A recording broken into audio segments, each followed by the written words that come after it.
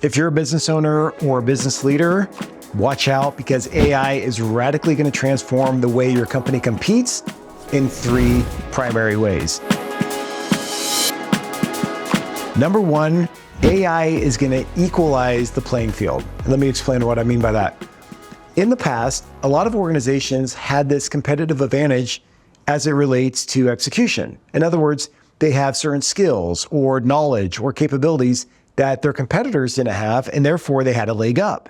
Well, now AI enters the scene, and these companies that lacked these resources in the past now have access to the same tools. They can create the same copy. They can create landing pages. They can strengthen their offer.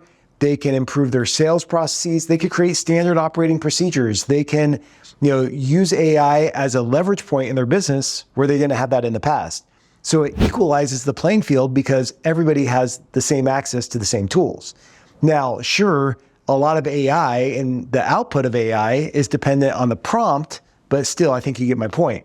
These companies that underperformed in the past from an executional standpoint now have the same tools as the big boys and big girls, right? So you have to watch out for that.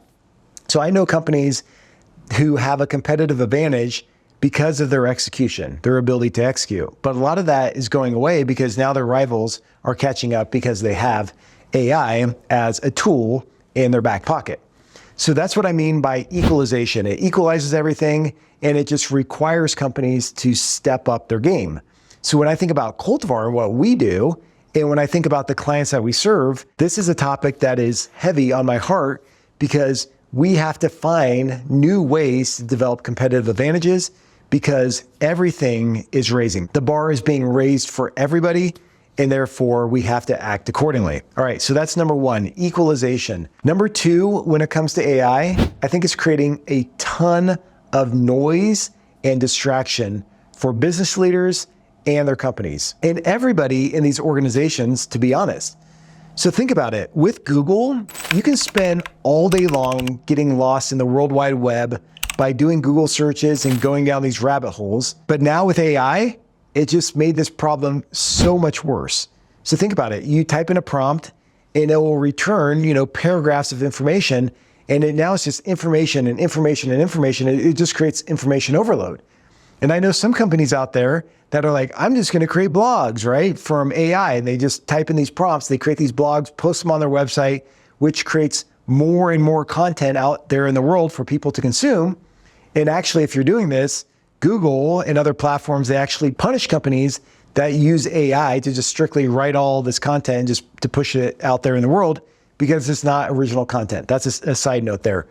But the bigger problem that I'm talking about is that AI is just introducing more information, more confusion, more distractions, just more. And in my other episodes, I've talked about this and I've related the importance of good, better, and best. And it really comes down to pursuing the best things. I got that from Dallin H. Oaks. He gave a great talk about this a while back about good, better, best, and how it's so important to just pursue the best things.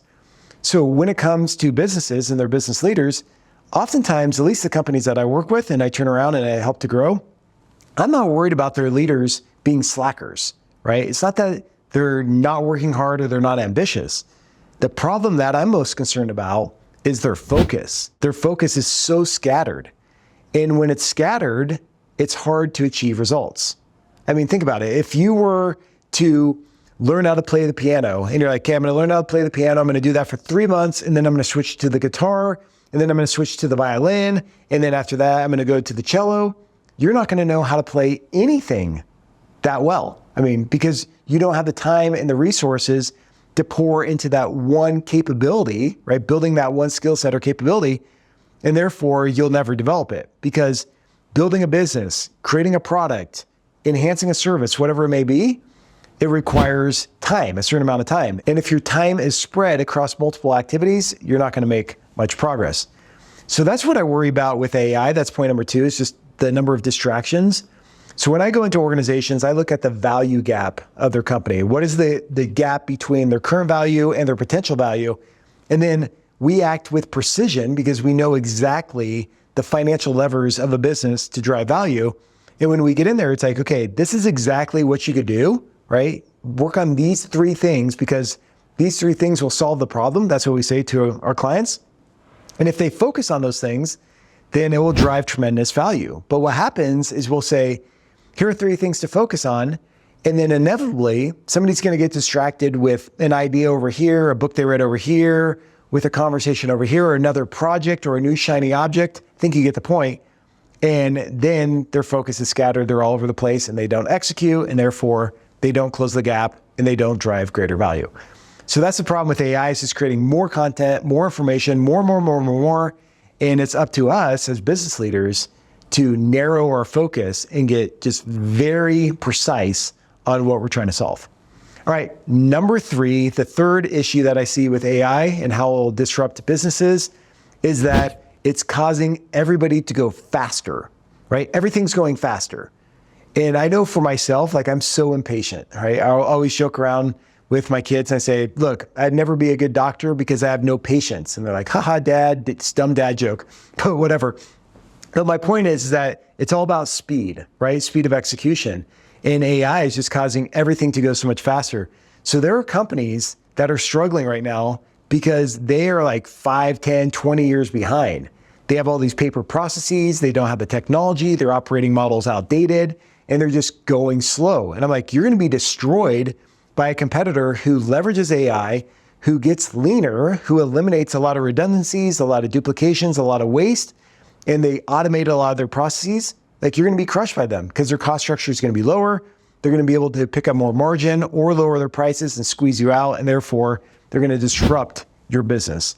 So those are the three things that are on my mind when it comes to AI: equalization, distractions, and speed. And I think if you can put in place a strategy for your business and you can focus on a system to execute, then you'll overcome these hurdles and you'll be successful. And you'll be able to leverage AI as a great tool in your business to drive greater value. But watch out, because if you don't do these things, and if you don't watch out for these things, it's very likely that your business will start suffering, and perhaps you'll lose market share, your revenue will decline, your profitability will decrease, which then leads to cash flow issues, and then you know the rest of the story. Don't go down that path, all right? But that's what I have for you today. That's what's on my heart. If you want to connect, if you want to talk more about strategy and about your business, you can always find me at Coltivar.com. And until next time, take care of yourself. Cheers.